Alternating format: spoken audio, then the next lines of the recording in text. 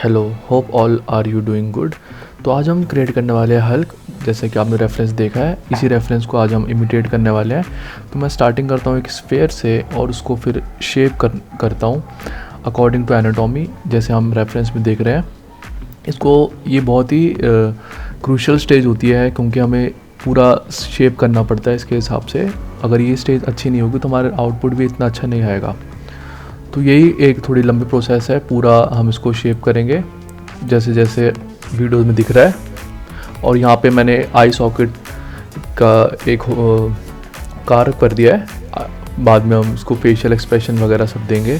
Starting में थोड़ा अजीब सा लगता है, ये दिखने में बहुत वियर्ड लगता है, लेकिन हमें हिम्मत रखनी चाहिए, क्योंकि आगे आउटपुट इसमें अगर हम देंगे, तब अगर हम ढंग से इनपुट करेंगे तभी हमें आउटपुट बढ़िया मिलेगा।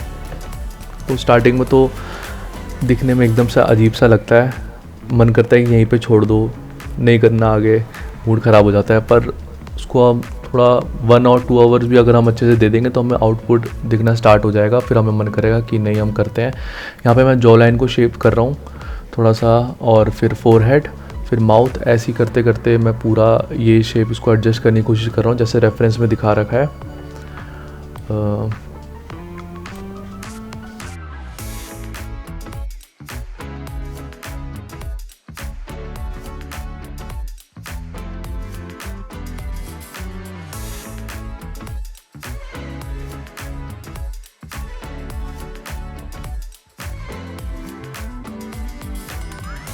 अब यहाँ पे जैसे आप देख रहे हो, मैं धीरे धीरे सारी जो शेप्स हैं उनको एडजस्ट कर रहा हूँ। जैसे नोज़ हो गया, माउथ हो गया, इनको पहले मैं लाइंस के अकॉर्डिंग इनकी शेप दूंगा, फिर बाद में इनको रिफाइन करता रहूँगा धीरे धीरे। यहाँ पे मैं नोज़ टिप को एडजस्ट कर रहा हूँ पूरा अच्छा से, जैसे रेफरेंस में शेप दे रखी है उसके अकॉर्डिंग। ऐसे ही हमें कंटिन्यू करता रहना है ये प्रोसेस। और यहाँ पे मैं चिन को शेप कर रहा हूँ। यहाँ पे हमें ये भी ध्यान रखना है कि जैसी हमें शेप चाहिए वो एनाटॉमिकली परफेक्ट हो। हालांकि एक स्टाइलाइज्ड है, पर स्टाइलाइज्ड में भी हमें एनाटॉमी का पूरा ध्यान रखना है। ये नहीं है कि स्टाइलाइज्ड है तो हम एनाटॉमी का ध्यान ना रखें, वो बिल्कुल बेकार लगेगा। तो स्टाइलाइज्ड में भी हमें बहुत ज़्यादा ध्यान रखना है कि एनाटॉमी कैसे एडजस्ट करनी है। यहाँ पे मैं आईब्रो वाले एरिया को एडजस्ट कर रहा हूँ, और ऐसे ही आगे चलते चलते पूरा ओवरऑल शेप को मैं एडजस्ट कर रहा हूँ। यहाँ पे आई सॉकेट में मैं कार्व कर रहा हूँ, जिससे कि आगे अंदर आई बॉल्स हम फिट कर सकें इसके। और यहाँ पे चीक बोन्स को भी एडजस्ट करके, फोरहेड में भी कार्व करके माउथ को शेप करने की कोशिश कर रहे हैं। यहाँ पे अकॉर्डिंग टू रेफरेंस चलना है, हमें एक्स्ट्रा कुछ नहीं करना। एक्स्ट्रा करना है वो बाद के टचेस होता है। यहाँ पे मैंने इसका चेस्ट वाला पार्ट ले लिया अलग से, इसको मैं अलग से स्कल्प्ट कर रहा हूँ, जिससे कि उसके साथ अगर मैं करता तो उसमें थोड़े इश्यूज होते, हमें दिक्कत होती। इसको मैं पूरा पार्ट मैंने अलग ले लिया है। इसको अब शेप करना है इसके चेस्ट के अकॉर्डिंग। और ये मैं बस्ट कर रहा हूँ। बस्ट में क्या होता है कि हम चेस्ट तक का पार्ट सिर्फ लेते हैं। और बेसिकली ये STL फाइल होने वाली है, 3D प्रिंट रेडी। हम इसको प्रिंट भी कर सकते हैं और अपनी डेस्क वगैरह में हम डेकोरेशन के लिए भी लगा सकते हैं। तो ये बस्ट है, चेस्ट तक ही रहेगा सिर्फ। हमें इसी में इसकी डिटेलिंग करनी है। यहाँ पे मैं बैक को एडजस्ट कर रहा हूँ अकॉर्डिंग टू रेफरेंस। और हमें साइमल्टेनियसली सब चीज़ पे ध्यान देना है। ये नहीं कि हम चेस्ट पे कर रहे हैं तो फिर हम चेस्ट को ही पूरा करते रहेंगे, उसी पे ध्यान देंगे। नहीं, हमें सारे उसके पार्ट्स पे ध्यान देना है। यहाँ पे मैं ईयर्स के मैंने इनसेट मैश करके ईयर्स को मैंने इनसेट करा है। अब इसको मैं इसकी लोकेशन पे लगाकर फिर ईयर्स की शेप करूँगा। जैसे कि मैंने बोला कि हमें साइमल्टेनियसली सारे पार्ट्स को करना है। पहले मैं चेस्ट पे गया, फिर मैंने माउथ को एडजस्ट करा, फिर मैंने ईयर्स को अब शेप कर रहा हूँ। अगर मैं ईयर्स पे लगा रहा तो फिर वो रिज़ल्ट हमें नहीं दिखना शुरू होगा, लेकिन अगर हम बारी बारी सब जगह पे चलते रहें तो हमें रिज़ल्ट अकॉर्डिंगली दिखना शुरू हो जाता है। तो यही अभी ईयर्स को मैं शेप कर रहा हूँ रेफरेंस के अकॉर्डिंग, जैसे भी हमारे रेफरेंस है।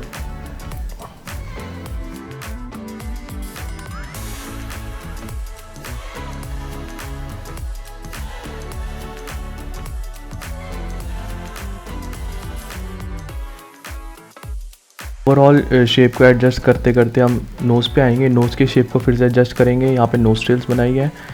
बहुत ज़्यादा अभी वियर्ड लग रहा है दिखने में, लगेगा कि कोई आउटपुट नहीं आएगा, पर हमें प्रोसेस में ट्रस्ट करना है और इसके ऊपर वर्क करते रहना है। वर्क करते रहेंगे तो हमें अपने आप ही रिज़ल्ट दिखने शुरू हो जाएंगे।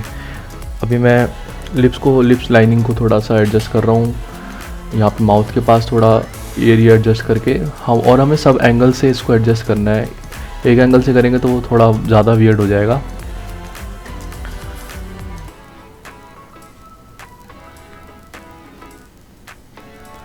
और वीडियो अच्छी लग रही है तो वीडियो में साथ बने रहिए और चैनल को सब्सक्राइब करिए, और जो भी कुछ भी सजेशन है वो आप कमेंट सेक्शन में बता सकते हैं।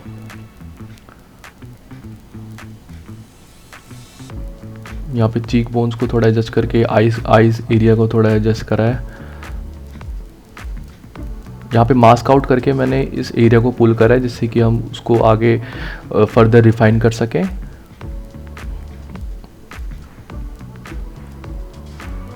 ऐसे ही करते रहेंगे आगे।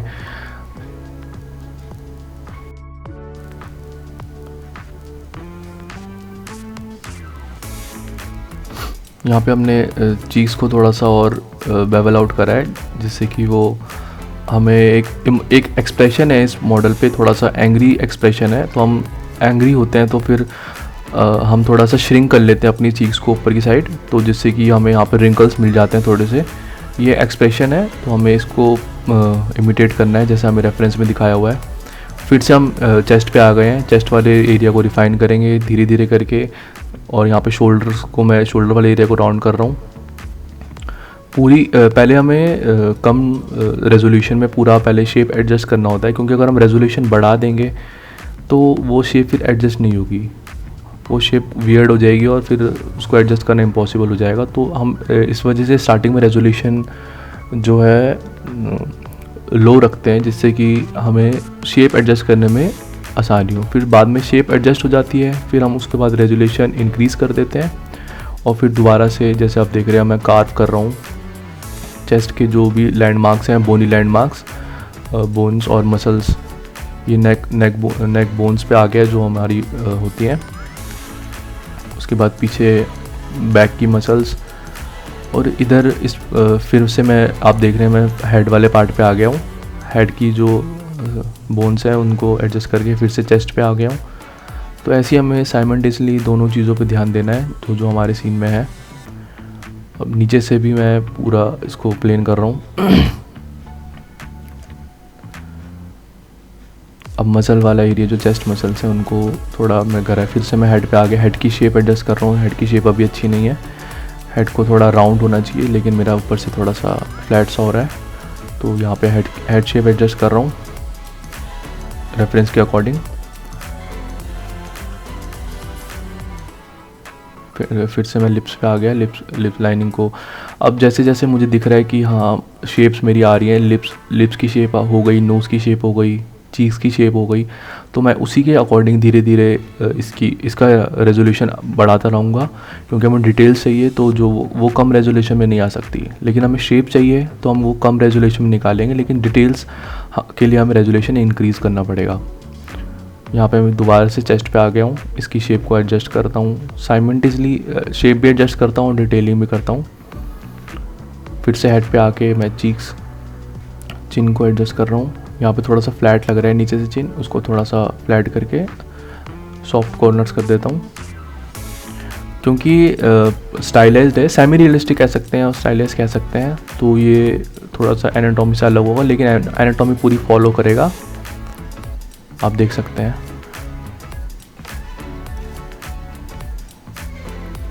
थोड़ी ज़्यादा तो नहीं कहूँगा, लेकिन थोड़ी यहाँ तक इस स्टेज तक हमारी थोड़ी शेप पता लगने लग गई है कि हम क्या एक्चुअली में बना रहे हैं।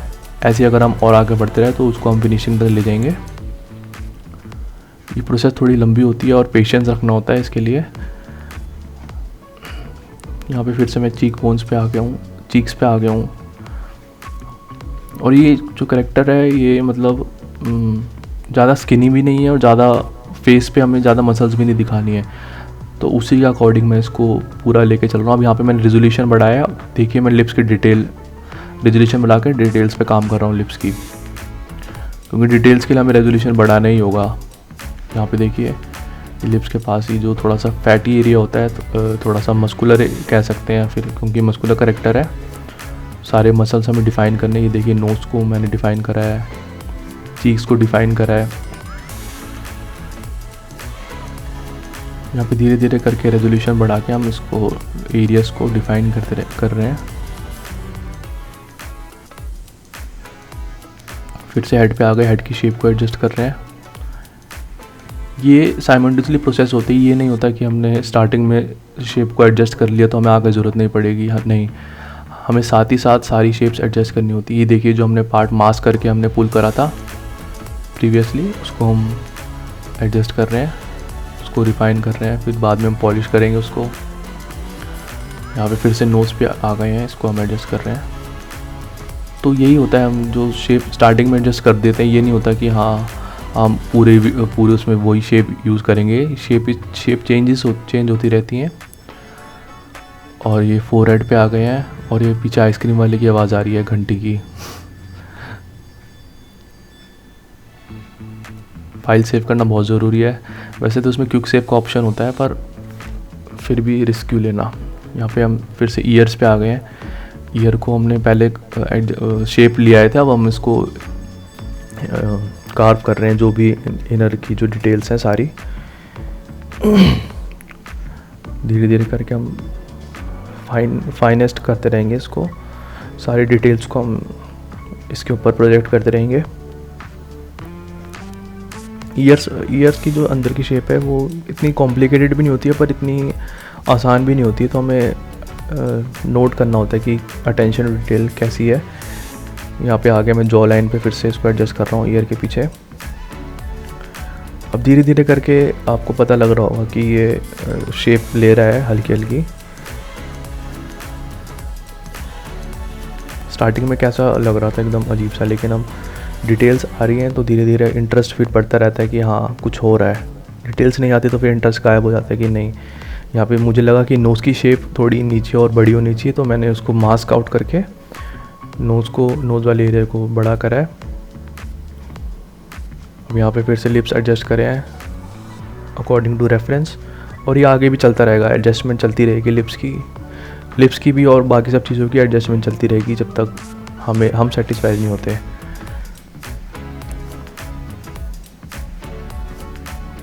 अब रियल में आप देखेंगे तो किसी के लिप्स ऐसे नहीं होते, बहुत ही रेयर चांस अगर किसी का हुआ तो, लेकिन किसी के ऐसे लिप्स नहीं होते। लेकिन ये स्टाइलाइज्ड है थोड़ा सा करेक्टर, तो हम इतनी फ्रीडम होती है कि हम इसको थोड़ा सा ऐसे एडजस्ट करें, पर स्टिल एनाटॉमी फॉलो करेगी। अब आइस के पास थोड़े रिंकल्स, जैसे कि इसका एक्सप्रेशन अब एंग्री एक्सप्रेशन है, उसके हिसाब से हम इसको एडजस्ट करेंगे। साइड से देखिए थोड़ी शेप हमें लग रही है कि आ रही है शेप। अब हेयर के लिए हम मास्क करेंगे एरिया, ये स्पॉटिफाई पे चलता है। मास्क आउट करने के बाद हम इसको एक्सट्रैक्ट कर लेंगे, जिससे कि हमें एक अलग से मैश मिल जाएगा। उसी में हम स्कल्प्ट करते तो दिक्कत आती है। अभी हम इसको एक सेपरेट मैश हम इसको स्कल्प्ट कर सकते हैं। अब दोबारा से हम बस्ट नीचे आ गए हैं, अब हम इसको एडजस्ट करेंगे शेप को। जैसे हम जहाँ पे मसल मास दिख रहा है, जहाँ पे बोन्स दिख रहे हैं, उसके हिसाब से हम उसको एडजस्ट कर रहे हैं। इसके लिए थोड़ा हमें एनाटॉमी की नॉलेज होना ज़रूरी होता है, जिससे कि हमें पता रहे कि हाँ, या तो हमें रेफरेंस हमारे पास होनी चाहिए प्रॉपर, वरना आउटपुट ऐसा अच्छा नहीं होगा। अब यहाँ पे देखिए मैं पूरी लाइंस वगैरह ड्रॉ कर रहा हूँ, और नीचे से मैंने एकदम फ्लैट कर दिया, क्योंकि ये जिससे कि प्रिंट अगर 3D हो तो नीचे से एकदम स्टेबल रहे। हम इसको कहीं पे भी पुट कर सकते हैं, कहीं पे भी कोई दिक्कत ना आए फ्लैट सरफेस पे। तो मैंने मास्क करके उसको नीचे से स्केल कर दिया, जिससे कि वो एकदम फ्लैट हो गया है। अब यहाँ पे दोबारा एडजस्टमेंट चल रही है।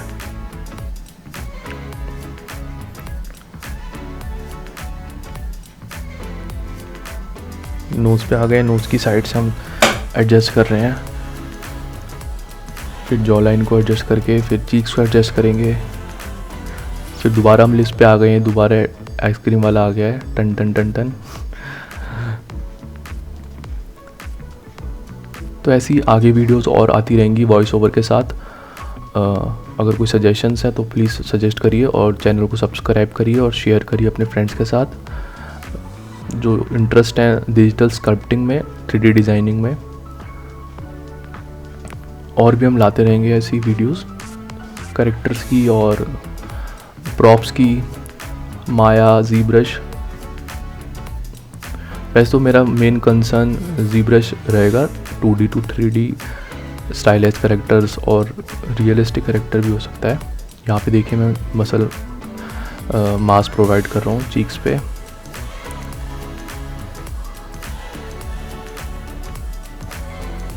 धीरे धीरे शेप हमें दिख रही है कि हाँ आ रही है शेप। फिर से लिप्स को एडजस्ट कर रहा हूँ।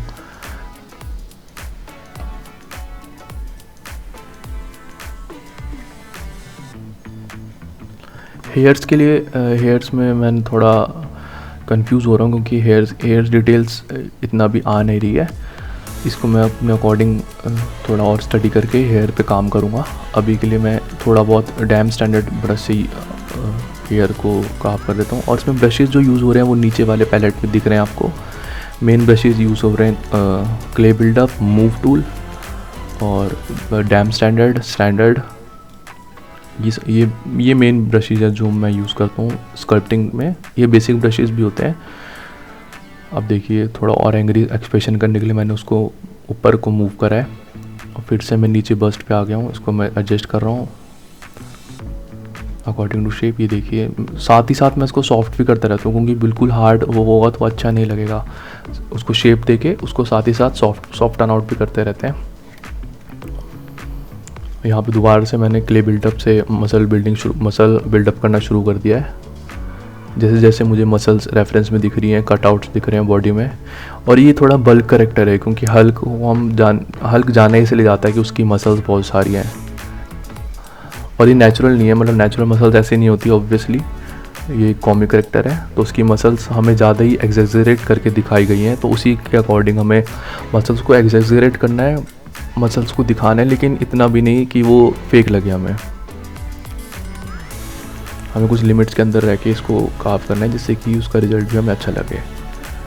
अभी देखिए शोल्डर के नीचे जो मसल्स होती है नेक बोन के पास, उनको मैं डिफाइन कर रहा हूँ और ये सारा क्ले बिल्डअप से ही हो रहा है। बीच बीच में स्टैंडर्ड हो रहा है। नीचे ब्रशेस चेंज होते हुए दिख रहे होंगे आपको। अब ऐसे ही करके धीरे धीरे हम मसल्स इसकी बिल्ड करेंगे, शेप देते रहेंगे। साथ ही साथ देखिए मैं स्मूथ भी कर रहा हूँ क्योंकि स्मूथ करना भी बहुत इंपॉर्टेंट है क्योंकि वो अगर हम स्मूथ नहीं करेंगे तो उसमें वो ब्रश स्ट्रोक्स जो होते हैं वो हमें विजिबल दिखेंगे और वो ब्रश स्ट्रोक्स इतने अच्छे नहीं लगेंगे।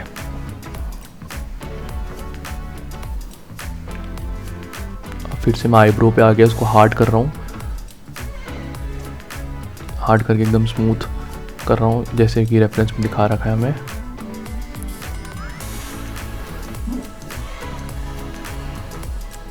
स्मूथ आउट कर रहा हूँ और साथ ही साथ मैं एक टूल होता है हमारे पास क्ले पॉलिश टूल, उसको भी मैं यूज़ करता हूँ जिससे कि क्लीन रहे वो हमारा मैश वहाँ से। ये देखिए मैं जो चीक है उसके ऊपर की एंग्री जिससे कि एक्सप्रेशन आ रहा है हमारा, उससे एडजस्ट कर रहा हूँ। अब हेयर्स पे आ गए। हेयर का जैसे मैंने बताया था थोड़ा और स्टडी करना है। हेयर का आउटपुट वैसे नहीं निकला जैसे मुझे चाहिए था, पर स्टिल हम इसको ऐसे नहीं छोड़ सकते। तो मैं डैम स्टैंडर्ड ब्रश से थोड़े स्ट्रोक्स मार रहा हूँ जिससे कि थोड़ा हेयर जैसा लुक एंड फील दे वो। बाकी रेफरेंस में जैसे हेयर्स हैं वैसे हेयर्स का ट्राई करूँगा मैं नेक्स्ट वीडियोस में, अगर मुझे जैसे पता लगता है वो हेयर कैसे करे। तो क्ले बिल्डअप और डैम स्टैंडर्ड से मैं हेयर के स्ट्रोक्स बना रहा हूँ। ये मेथड भी अच्छा है, काफ़ी कंपैटिबल है, इसको हम यूज़ कर सकते हैं। पर अगर स्टिल हमें ज़्यादा डिटेलिंग चाहिए, एक स्ट्रैंड हमें चाहिए हेयर का कि दिखे जो कि अच्छा लगता है, तो उसके लिए हमें अलग से करना पड़ता है। यहाँ पे डैम स्टैंडर्ड से मैं फ्लो बना रहा हूँ हेयर का।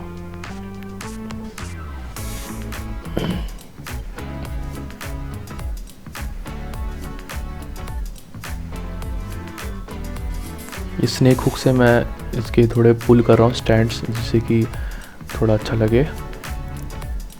हमें अपीलिंग करेक्टर चाहिए होता है, जिससे कि ना वो करेक्टर अपील करे, मतलब स्टोरी बताए कि ये करेक्टर मतलब क्या है। तो हम पूरी मैंने ट्राई करा था हेयर के लिए, कर स्नैप ट्यूब ब्रश होता है वो लेकर ट्राई करा था, पर रिज़ल्ट वैसे नहीं आया, तो मैंने इसको लीव कर दिया।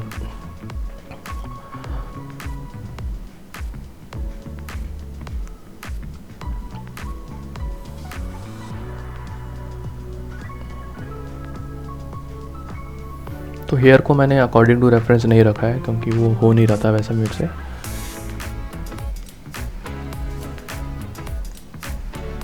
पर थोड़ी लुक एंड फील तो हमें मिल ही गई है, कैसे किस टाइप के हमें हेयर्स चाहिए।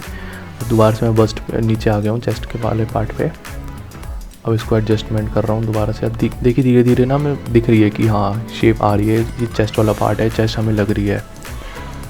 धीरे धीरे फेस भी हमें दिख रहा है कि ये फेस है। अभी लाइनिंग वगैरह करके मैं इसको पॉलिश कर दूंगा, तो जिससे कि जो रफनेस है थोड़ी सी वो ना आए और स्मूथ लगे हमें। ये देखिए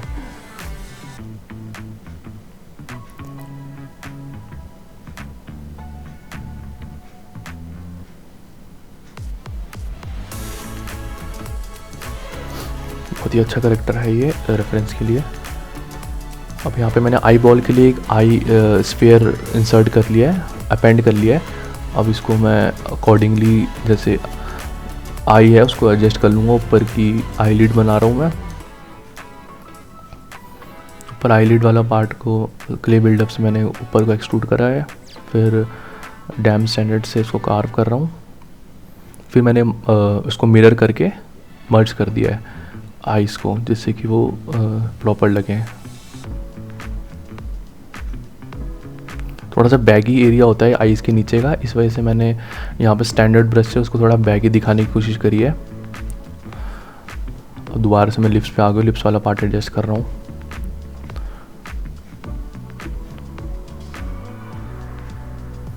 ये थोड़े से यहाँ पे मसल्स होते हैं हमारे जो स्माइल वगैरह के लिए रिस्पॉन्सिबल होते हैं, उनको एडजस्ट करना ज़रूरी होता है। इससे हमारा पता चलता है कि हमारा जो कैरेक्टर स्माइल कर रहा है या फिर एंग्री है। ये भी बहुत ज़्यादा मायने रखते हैं हमारे कैरेक्टर के लिए।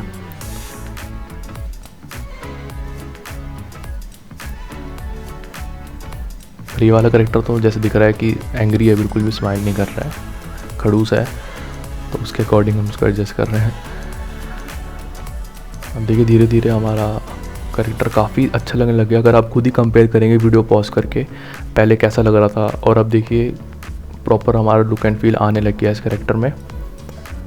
अब देखिए धीरे धीरे जो नीचे काफ़ी वॉबली सा जो दिख रहा है ना, एकदम रफ सा, एकदम अजीब सा लग रहा है वो, तो उसके लिए हम पॉलिश यूज़ करेंगे, जिससे कि वो एकदम स्मूथ आउट हो जाएगा वो वाला पार्ट। यहाँ मैंने मर्ज कर दिया है दोनों बस्ट और हेड वाले पार्ट को मर्ज करके डायनामाइज कर दिया है, तो जिससे कि वो पूरा अटैच हो गया है पार्ट उसके साथ। वो लग नहीं रहा कि अलग है पार्ट। पूरा डायनामाइज होने के बाद वो पूरा जो होल्स होते हैं वो क्लोज हो जाते हैं और वो पूरा अच्छे से अटैच हो जाता है। देखिए जैसे कि इसमें दिख रहा है। अब मैं इसको पूरा एडजस्ट करूँगा एज ए सिंगल पार्ट। पहले डबल पार्ट था, अब इसको मैंने मर्ज कर दिया है, तो वो एक सिंगल पार्ट बन गया चेस्ट और हेड का। ऊपर फोरहेड पे थोड़ी लाइनिंग्स वगैरह, रिंकल्स वगैरह दे के यहाँ पे मैंने मटेरियल चेंज करा है, ब्राइट करा है। और यहाँ पे थोड़ा सा मसल शोल्डर के पास, चेस्ट के पास, यहाँ पे कॉलर बोन के पास थोड़ा बोनी एरिया, और यहाँ पे चेस्ट फाइबर्स दिखाने के लिए लाइनिंग दी है स्टाइलिश तरीके से, क्योंकि यहाँ पे फाइबर्स होते हैं चेस्ट के जो हमें इंडिविजुअल दिखेंगे तो अच्छे लगेंगे। यहाँ पे मैं दोबारा हेयर का ट्राई कर रहा था कि और कुछ हो सकता है, तो ब्रशेस वगैरह यूज़ करके मैं हेयर का ट्राई कर रहा हूँ। ओवरऑल अभी के लिए तो ठीक लग रहे हैं हेयर्स काफ़ी हद तक। और चैनल को सब्सक्राइब करिए। यहाँ पे मैं आईब्रोज बना रहा हूँ। आईब्रो के लिए एक ब्रश दे रखा था इंटरनेट पे, पर मुझे वो समझ नहीं आया। मतलब इनबिल्ट ब्रश ही था, वो जी ब्रश में था, अलग से नहीं था, लेकिन मुझे समझ नहीं आया। मैं यूजुअली क्ले बिल्डअप से ही ब्रश बनाता हूँ।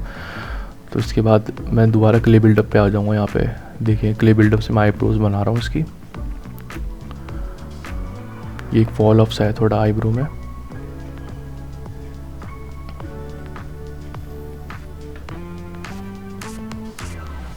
ये 3D प्रिंट के लिए बहुत रेडी है। ये 3D प्रिंट के लिए मैं इसके किसी वेबसाइट वगैरह पे डाल सकता हूँ। इन फ्यूचर अगर होगा तो मैं डिस्क्रिप्शन में डाल दूँगा।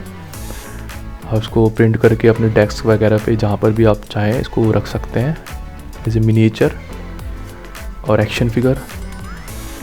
यही प्रोसेस होता है जो एक्शन फिगर्स वगैरह हम डेवलप करते हैं, इसी अकॉर्डिंग हम उसको करके प्रिंट कर लेते हैं। देखिए मैं ये आईलिड पे थोड़ा, देखिए ये क्ले पॉलिश जिसकी मैं पहले बात कर रहा था वही क्ले पॉलिश कर रहा हूँ, जिससे कि स्मूथ हो जाए, वो एकदम रफ ना लगे। पीछे थोड़ा वियर्ड लग रहा है बैक एरिया से। बैक की इतनी रेफरेंस भी नहीं है, पर थोड़ी बहुत जितनी एनाटॉमी की नॉलेज मुझे है उसके हिसाब से मैं अपने अकॉर्डिंगली उसको एडजस्ट कर रहा हूँ।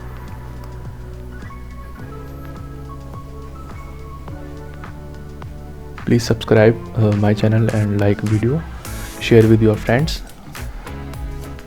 एंड दोबारा मैं ईयर्स पे आ गया, ईयर्स को मैं स्कल्प्ट कर रहा हूँ।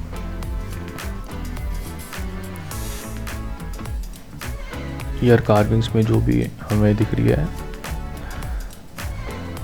मसल्स और बोन्स जो होती हैं थोड़ी बहुत ईयर्स में, उसको यहाँ पे मैंने मास्क करके उसको स्मूथ कर दिया, जैसे कि पूरा एरिया स्मूथ ना हो, क्योंकि वो डिटेल्स चली जाती हैं कभी कभी। इसलिए वजह से जिस एरिया को हमें चाहिए सिर्फ वही एरिया को हम मास्क करके स्मूथ करते हैं,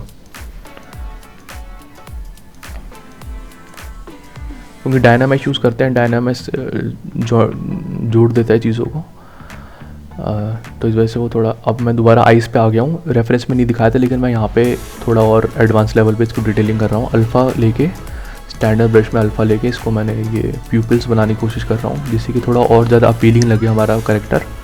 अब ये मास्क करके मैं दोबारा इसको क्ले पॉलिश कर दिया, जिससे कि हार्ड एजेस हो जाए। ये रिफ्लेक्शन के लिए थोड़े से और डॉट्स मैंने अल्फ़ा को ड्रैग करा है। रेफरेंस में नहीं है, लेकिन मैं खुद से इनपुट्स दे रहा हूँ जिससे कि अपीलिंग लगे हमारा कैरेक्टर। आईब्रो देखिए मैंने आईब्रो में थोड़ा और उसको करा है। अब यहाँ पे दोबारा मैंने मास्क करके यहाँ पे क्ले पॉलिश करी है, जिससे कि स्मूथ हो जाए। ये देखिए जहाँ पे मुझे स्मूथ में, अभी मैं लिप्स के पास भी इसको स्मूथ कर रहा हूँ। देखिए पूरा स्मूथ हो गया है ये,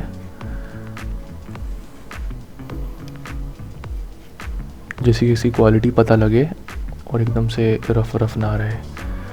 आज की वीडियो के लिए सिर्फ इतना ही, और अभी तो मैं मटेरियल वगैरह एडजस्ट कर रहा हूँ इसमें। ये वीडियो इतनी ही थी। अगर वीडियो अच्छी लगी हो तो चैनल को सब्सक्राइब करिए, वीडियो को लाइक एंड शेयर करिए। Thank you.